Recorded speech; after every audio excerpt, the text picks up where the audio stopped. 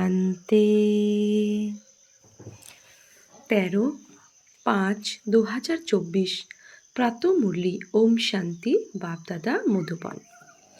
আজকের বাপদাদার অমূল্য মহাবাক্য হলো, মিষ্টি বাচ্চারা, তোমরা এখানে মনুষ্য থেকে দেবতা হওয়ার টিউশন নিতে এসেছো। কড়ি থেকে হিরে তুল্য তৈরি হচ্ছ। প্রশ্ন, বাচ্চারা, তোমাদের এই পড়াশোনার জন্য কোনো খরচ লাগে না কেন? উত্তর, কারণ তোমাদের বাবাই হলেন টিচার। বাবা বাচ্চাদের থেকে খরচ কেমন করে নেবেন?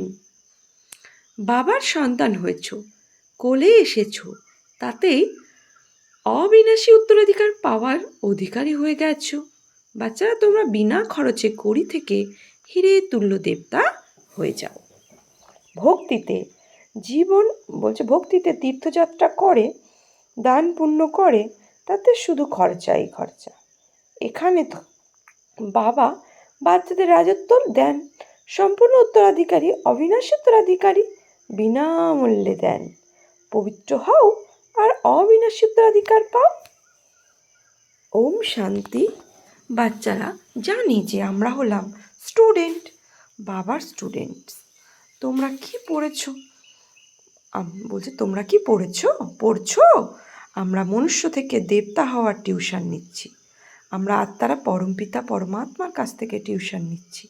এখন বুঝতে পেরেছি যে জন্মান্তর ধরে নিজেকে দেহ মনে করেছি, আত্মা নয়। লৌকিক পিতা তো টিউশনের জন্য অন্য জায়গায় পাঠিয়ে দেয়, সদ্গতির জন্য অন্য স্থানে পাঠিয়ে দেয়। বাবা বৃদ্ধ হলে তখন আবার তার বানপ্রস্থে যাওয়ার ইচ্ছা হয়, কিন্তু বানপ্রস্থের অর্থ কি তা কেউ জানে না।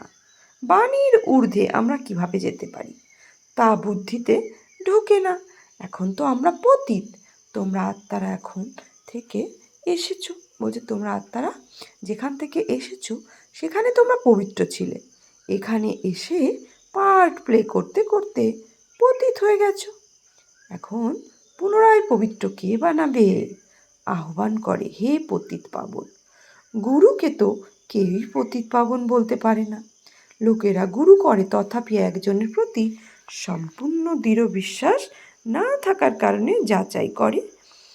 এমন যদি কোনো গুরু পাওয়া যেত যে আমাদের নিজেদের ঘর বা বানপ্রস্থ অবস্থায় পৌঁছে দিতে পারে, তার জন্য অনেক যুক্তি রচনা করে। যেখানেই শুনবে অমুকে খুব মহিমা, সেখানেই যাবে। আর যারা এই বৃক্ষের স্যাপলিং হবে, মানে এই সত্যযুগের স্যাপলিং হবে, তোমাদের জ্ঞানের তীর তাদের ঠিক লাগবে। তারা মনে করে এ তো পরিষ্কার কথা, তোমরাই সঠিকভাবে বানপ্রস্থ অবস্থায় যাও, তাই না? এ কোনো বড় কথা নয়। টিচারের কাছে স্কুলে পড়ানো কোনো বড় কথা নয়। ভক্তরা কি চায় তাও কেউ জানে না। এখন তোমরা বাচ্চারা কি চাই? বলছে, তোমরা বাচ্চারা ড্রামার এই চক্রকে ভালোভাবে জেনে গেছো। তোমরা বোঝো যে সদা বাবাই যথার্থ উত্তরাধিকার দিয়েছে, যা এখনো আবার দিচ্ছেন। তোমরা আবার বাবা কি বলছেন? তোমরা আবার সেই অবস্থাতেই পুনরায় আসবে। বাচ্চারা, একমাত্র তোমরাই এ কথা বোঝো। তাই প্রথম মুখ্য বিষয় হলো, পবিত্র হওয়ার জন্য বাবাকে স্মরণ করতে হবে। লৌকিক পিতাকে তো সকলেই স্মরণ করে, আর পারলৌকিক পিতাকে জানেই না। এখন তোমরা বুঝতে পেরেছো যে নিজেকে আত্মা নিশ্চয় করে বাবাকে স্মরণ করতে হবে। অতি সহজ। বাবা বলছে, আবার কঠিনও থেকেও কঠিনও। আত্মা অতি ক্ষুদ্র স্টার। বাবাও একটি স্টার। তিনি হলেন সম্পূর্ণ পবিত্র আত্মা, আর এ হলো সম্পূর্ণ অপবিত্র। সম্পূর্ণ পবিত্রের সঙ্গেই স্বর্গবাসী। সম্পূর্ণ পবিত্র সঙ্গেই স্বর্গবাসী। সে তো একজনেরই সঙ্গ করলেই পাওয়া যেতে পারে। সঙ্গ তো অবশ্যই তাই চাই। বাবা বলছেন, সঙ্গ তো অবশ্যই চাই। আবার কুসঙ্গেও পাওয়া যাচ্ছে, 5 বিকাররূপী রাবণের। তাদের বলা হয় রাবণ সম্প্রদায়। তোমরা এখন রাম সম্প্রদায়ভুক্ত হচ্ছ। তোমরা যখন রাম সম্প্রদায় হয়ে যাবে তখনই রাবণ সম্প্রদায় থাকবে না। বুদ্ধিতে এই জ্ঞান রয়েছে। রাম বলা হয় ভগবানকে। ভগবানই এসে রাম রাজ্য স্থাপন করেন অর্থাৎ সূর্যবংশীর রাজ্য স্থাপন করেন। রাম রাজ্যের কথা বলা যাবে না, কিন্তু বোঝাতে সহজ হয় না। রাম রাজ্য আর কেউ বলছে রাম রাজ্য আর রাবণ রাজ্য, বাস্তবে তো হলো সূর্যবংশী রাজ্য। তোমাদের একটি ছোট বই আছে, হিরে তুল্য জীবন বলছে তোমাদের একটা ছোট বই তৈরি আছে। বাস্তবে হিরে তুল্য জীবন কাকে বলে শুধু তোমরা ছাড়া অন্য মানুষরা কি এ কথা জানে?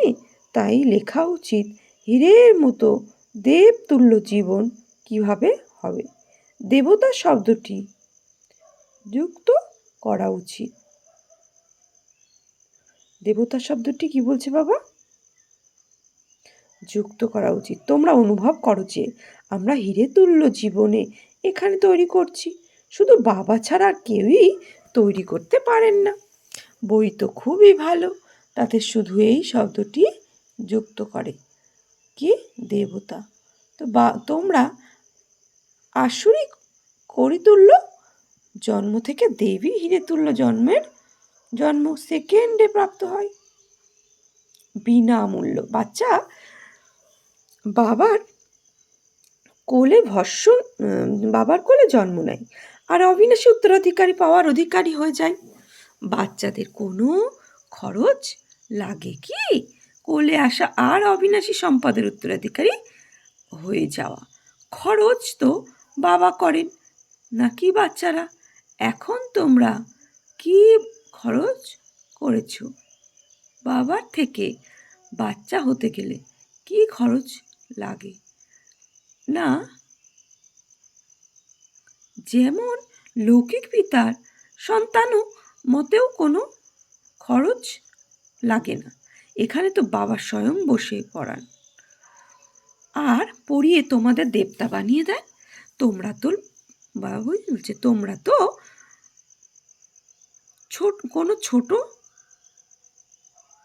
কোনো ছোট বাচ্চা নও। আবার বাবার হয়ে পরামর্শ দেন। বাবার হয়ে গেলে বাবা রায় দেন আমাদের। তোমাদেরকে নিজের রাজধানী স্থাপন করতে হবে, তাই এখানে পবিত্র অবশ্যই হতে হবে। খরচ তো কিছুই লাগে না। গঙ্গায় স্নান করে যাই, তীর্থস্থানে যাই, তখন খরচা তো করতেই হবে, তাই না? তো বাবার প্রতি দৃঢ় বিশ্বাস এসেছে, তার জন্য কি আত্মাদের কিছু ব্যয় করতে হবে? সেন্টারে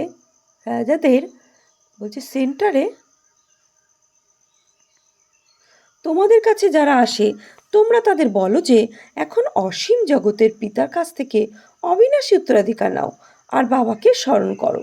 তিনি তো পিতার হন, তাই না? বাবা স্বয়ং বলেন যে আমার অবিনাশী উত্তরাধিকার যদি তোমাদের চাই তাহলে পতিত থেকে পবিত্র হতেই হবে, তবেই পবিত্র বিশ্বের মালিক হতে পারবে। তোমরা এও জানো যে বাবা বৈকুণ্ঠ স্থাপন করেন। সমজদার বাচ্চারা সঠিকভাবে বোঝে এই পড়াশুনোর কত ব্যয় হয়। এখানে খরচ তো কিছুই নেই।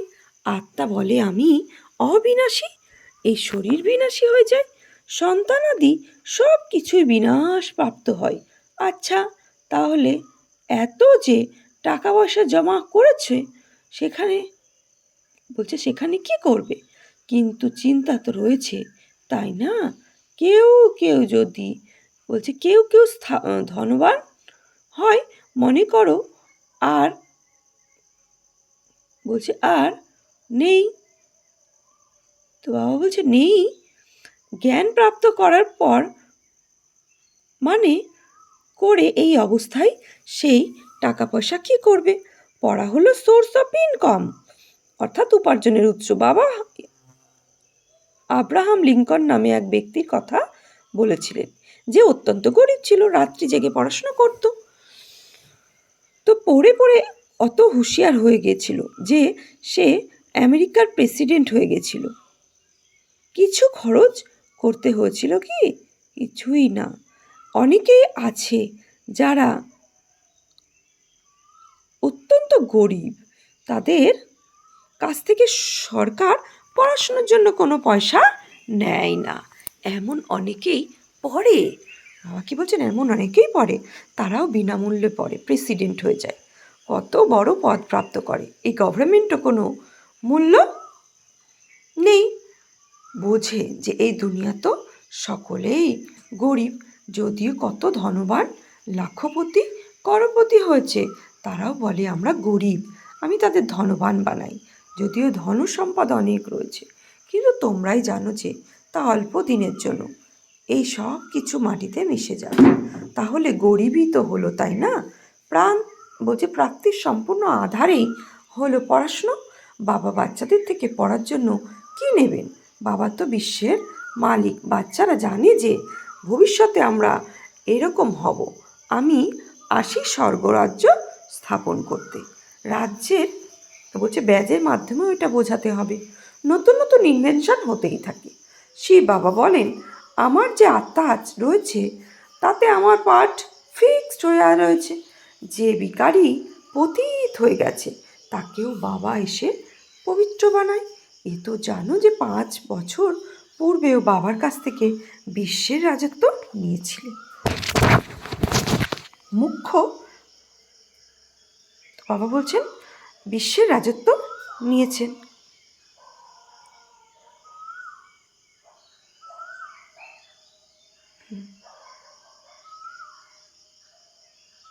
মুখ্য কথা হলো বাবা বলেন মামিকাম স্মরণ করো। মুখ্য তো বাবা বলছেন সম্মুখে এসে বলেন রথ পেয়ে গেছে, তাই বাবাও এসে গেছেন। অবশ্যই একটি রথ ফিক্সড থাকবে, তাই না? এ হলো পূর্ব নির্ধারিত ড্রামা, চেঞ্জ হতে পারে না। লোকেরা বলে এই জুহুরি কিভাবে প্রজাপিত ব্রহ্মা হবে। মনে করে ইনি তো জুহুরি ছিলেন, অর্থাৎ হীরের ব্যবসায়ী ছিলেন ব্রহ্মা বাবা। কিন্তু জহরত এক হয় ইমিটেশনে।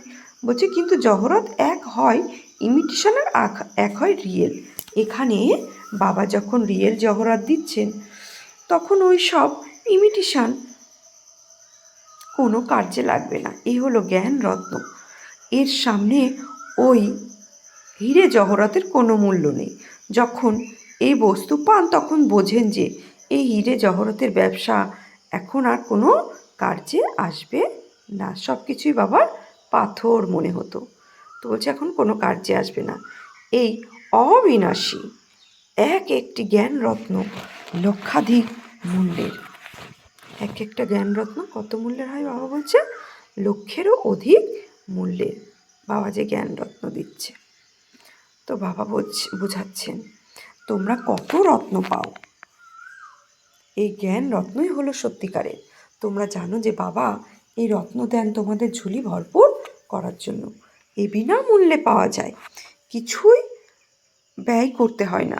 ওখানে তো দেওয়াল ছাপে, বলছে ওখানে তো দেওয়াল ছাপেও হিরে জহরতে লাগানো থাকে, দেওয়ালের ছাদেও হিরে জহরত সব কিছু লাগানো থাকে, দেওয়ালে থাকবে, ছাদে থাকবে।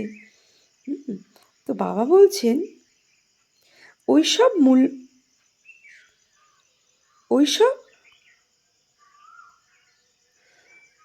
সত্যিকারের মূল্য। ওইসবের মূল্য কি? মূল্য তো পরে হয়। ওখানে তো হিরে জহরতও তোমাদের কাছে কিছু নয়। এতে তো বাচ্চাদের নিশ্চয়ই হওয়া উচিত। বাবা বুঝিয়েছেন যে হলো রূপ, বলছে জ্ঞানী, এ হলো জ্ঞানী। আবার বসন্ত অর্থাৎ যোগীও। বাবার রূপ তো অতি ক্ষুদ্র, তাকে জ্ঞান সাগর বলা হয়। এ হলো জ্ঞান রত্ন, যার প্রাপ্তিতে তোমরা অনেক ধনবান হবে। এছাড়া কোনো অমৃত বা জ্ঞান ইত্যাদির বর্ষা হয় না। পড়ার মধ্যে জলের কোনো ব্যাপার নেই। পবিত্র হওয়ার সঙ্গে খরচের কোনো কথা নেই। তোমরা এখন বিবেক বুদ্ধি সম্পন্ন হয়েছ। তোমরা বোঝো যে একমাত্র পিতাই হলেন পতিত পাবন। তোমরা নিজেদের যোগ বল দ্বারা পবিত্র হচ্ছ। তোমরা জানো যে পবিত্র হয়ে পবিত্র দুনিয়ায় চলে যাবে। এখন সঠিক কোনটা, এটা না ওটা, এই সমস্ত কথা বুদ্ধির চিন্তন চলা উচিত। এই ভক্তির পার্টও ড্রামায় নির্ধারিত। বাবা বলেন এখন তোমাদের পবিত্র হয়ে পবিত্র দুনিয়ায় যেতে হবে, যে পবিত্র হবে সেই যাবে। যারা এখানকার স্যাপলিং হবে তারা ঠিক বেরিয়ে আসবে, বাকিরা কি বুঝতে পারে না, বুঝতে পারবে না। বলছে বাবা তারা তো পাঁকেই আটকে থাকে, পরে যখন শুনবে তখন বলবে যে ওহো প্রভু, তোমার লীলা, তুমি পুরনো দুনিয়াকে কিভাবে নতুন করো। তো কে করে? তুমি পুরনো দুনিয়াকে কিভাবে নতুন করো। তোমাদের এই জ্ঞান সংবাদপত্রের মাধ্যমে অনেকেই পড়বে, বিশেষ করে এই লক্ষ্মী নারায়ণের চিত্র সংবাদপত্রে দিয়ে দাও আর লিখে দাও, শিব বাবা প্রজাপিতা ব্রহ্মার দ্বারা পড়িয়ে আমাদের স্বর্গের মালিক বানিয়ে দেন। কিভাবে? স্মরণের যাত্রার মাধ্যমে। স্মরণ করতে করতে তোমাদের জং বেরিয়ে আসে, তোমরা দাঁড়িয়ে দাঁড়িয়ে সকলকে এই রাস্তা বলে দিতে পারে। বাবা বলেন মামিকাও স্মরণ করো আর নিজেকে আত্মা নিশ্চয় করো। এই লাইনটা বাবা প্রত্যেক দিনই দিচ্ছে, যেটা শ্রীমদ্ ভগবত গীতার লাইন। তো মামিকাম স্মরণ করো মানে শুধু আমাকেই স্মরণ করো, বিকর্ম বিনাশ হয়ে যাবে।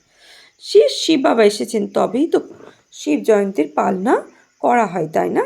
ভারতকে স্বর্গ পতিত করার জন্য এ কথায় বুঝিয়েছিলেন যে, বুঝে এক কথাই বুঝিয়েছিলেন যে মা, কি বুঝিয়েছিলেন? ছোট ছোট কন্যারা এভাবেই বসে বোঝায়। অসীম জগতের পিতা শিব বাবা এভাবেই বোঝান। বাবা এই অক্ষরটি অতি সুমিষ্টি। বাবা আর আশীর্বাদ, এতটুকু নিশ্চয়তা তো বাচ্চাদের থাকতে হবে। এ হলো মনুষ্য থেকে দেবতা হওয়ার বিদ্যালয়। দেবতারা হয়ই পবিত্র। এখন বাবা বলেন নিজেকে আত্মানু সুনিশ্চিত করে আমাকে স্মরণ করো। বলছে মন মনোভাব। অক্ষরটি তো শুনেছো, আর যদি না শুনে থাকো তাহলে বাবা শুনিয়ে দেন। মন মনোভাব মধ্যাজীবব মহাময়ী বস্যসী মাং নমস্করু মত পরায়ণ। তো বাবা আমার মত পরায়ণ হয়, আমি যা বলছি সেটাই শোনো। তো সেই জন্য মনে মনে আমার ভাব উৎপন্ন করো। অক্ষরটি তো শুনেছ, শ্রীমদ্ ভগবত গীতাতে দুবার আছে এই লাইনটা। আর যদি না শুনে থাকো তাহলে বাবা শুনিয়ে দেন। বাবা বলেন আমি পতিত পাবন, আমাকে স্মরণ করলেই তোমাদের মধ্যেকার খাদ বেরিয়ে যাবে আর তোমরা শতপ্রধান হয়ে যাবে। এতেই পরিশ্রম হয়। জ্ঞানের ক্ষেত্রে তো সকলেই বলে যে খুব ভালো, জ্ঞান ফার্স্ট ক্লাস, কিন্তু প্রাচীন যোগের কথা কেউ জানেই না। পবিত্র হওয়ার কথাই তো তোমরাই শোনো, তাই বোঝে না। বাবা বলেন তোমরা সব পতিত থেকে তমপ্রধান, তোমরা সব পতিত তমপ্রধান হয়ে গেছো। এখন নিজেকে আত্মা নিশ্চয় করে আমাকে স্মরণ করো। আসলে তো তোমরা আত্মারা আমার সঙ্গে ছিলে, তাই না? আমাকে তোমরা স্মরণও করো যে ও গডফাদার এসো, এখন আমি এসেছি, তোমরা আমার মতে চলো। এ হলো পতিত থেকে পবিত্র হওয়ার মতো। আমি হলাম সর্বশক্তিমান, সদা পবিত্র। তোমরা এখন আমাকে স্মরণ করো। একেই প্রাচীন রাজযোগ বলা হয়। জীবিকা নির্বাহের জন্য কাজকর্ম ইত্যাদি করো। তোমরা সন্তানাদিদের সামান্য, তথাপি শুধুমাত্র বুদ্ধিযোগ আর সব কিছু থেকে সরিয়ে আমার সাথে যুক্ত করো। এটাই হলো সর্বাপেক্ষা প্রধান বিষয়। আর এটাই যদি না বোঝে তার অর্থ হলো যে কিছুই বোঝেনি। জ্ঞানের ক্ষেত্রে বলা হয় যে কেউ খুব ভালো জ্ঞান দান করে, পবিত্রতা ভালোই রয়েছে, কিন্তু আমরা পবিত্র কীভাবে হয়েছি? সর্বসময়ের জন্য পবিত্র চাই, এ কথা বুঝতে পারে না। দেবতারা তো স্বতঃ পবিত্র, তাই না? কিভাবে হয়েছে সবার প্রথমে এ কথাই বোঝাতে হবে। বাবা বলেন আমাকে স্মরণ করো, স্মরণের দ্বারাই পাপ দূর হয়ে যাবে আর তোমরা দেবতায় পরিণত হবে। আচ্ছা, মিষ্টি মিষ্টি হারানি দিয়ে বাচ্চাদের প্রতি পিতা বাপ দাদার স্মরণে স্নেহ সুমন আর সুপ্রভাত। আত্মাদের পিতা তার আত্মারূপী বাচ্চাদের জানাচ্ছে নমস্কার, সুপ্রভাত, ধন্যবাদ। নমস্কার, আমরা আত্মারূপী বাচ্চার আত্মারূপী বাবুকে জানাচ্ছি নমস্কার, সুপ্রভাত, ধন্যবাদ। ধ্যানার জন্য মুখ্য সার। নিজেকে গরিব থেকে ধনবান করার জন্য বাবার কাছ থেকে অবিনাশী জ্ঞান রত্ন নিতে হবে। এই একটি রত্ন লক্ষাধিক মূল্যের এর মূল্য যথার্থরূপে বুঝে পড়া করতে হবে। এই পড়া হলোই সোর্স অফ ইনকাম, আর এর দ্বারা উচ্চপদ লাভ হবে। 2, রাম সম্প্রদায় হওয়ার জন্য একমাত্র বাবা, তিনি সম্পূর্ণ পবিত্র, শুধু তার সঙ্গই করতে হবে, কুসঙ্গ থেকে সদা দূরে থাকতে হবে। সে তো নিরাকার, তো মন বুদ্ধি দিয়ে আমি আত্মা, পরমধামে পরমাত্মাকে ইমার্জ করে তাকে স্মরণ করতে হবে। তো এভাবে স্মরণ করতে হবে। তাই বাবা বলছেন কুসঙ্গ মানে দুনিয়ার দেহভানী যারা আছে তাদের সঙ্গে থেকে দূরে থাকতে হবে। সারাদিন থেকে বুদ্ধিযোগ, বাবা কি বলছে, সারা দিন থেকে বুদ্ধিযোগ সরিয়ে এনে একমাত্র পিতার সঙ্গেই তার জুড়তে হবে। বরদান, শক্তিশালী স্মরণের দ্বারা সেকেন্ডে পদম গুণ উপার্জন জমা করা পদম ভাগ্যশালী ভব। শক্তিশালী স্মরণের দ্বারা সেকেন্ডে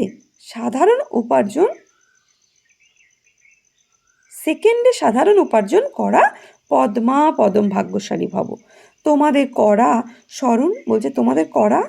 স্মরণ এতটাই যে শক্তিশালী হয় যে 1 সেকেন্ডের স্মরণের দ্বারা পদম উপার্জন জমা হয়ে যায়।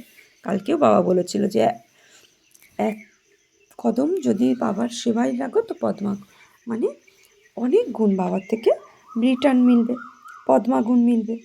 তো বাবা আজকেও বলছে যে কদমে পদম জমা হয়, তো সেই জন্য বলা হয় পদম ভাগ্যশালী।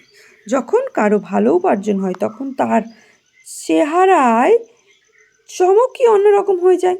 তো তোমাদের মুখমণ্ডলের দ্বারাই পদ্ম সম উপার্জন নেশা দেখা যায়। এরকম আত্মিক নেশা, আত্মিক খুশি থাকলে তখনই সবাই অনুভব করবে যে এ সবার থেকে আলাদা। স্লোগান, ড্রামাতে সব কিছু ভালোই হবে, ড্রামাতে সব কিছু ভালোই হবে, এই স্মৃতি থেকে নিশ্চিন্ত বাদশাহী হও। আজকে সমান নেব আমি, নিশ্চিন্ত বেফিকার বাদশাহী আত্মা।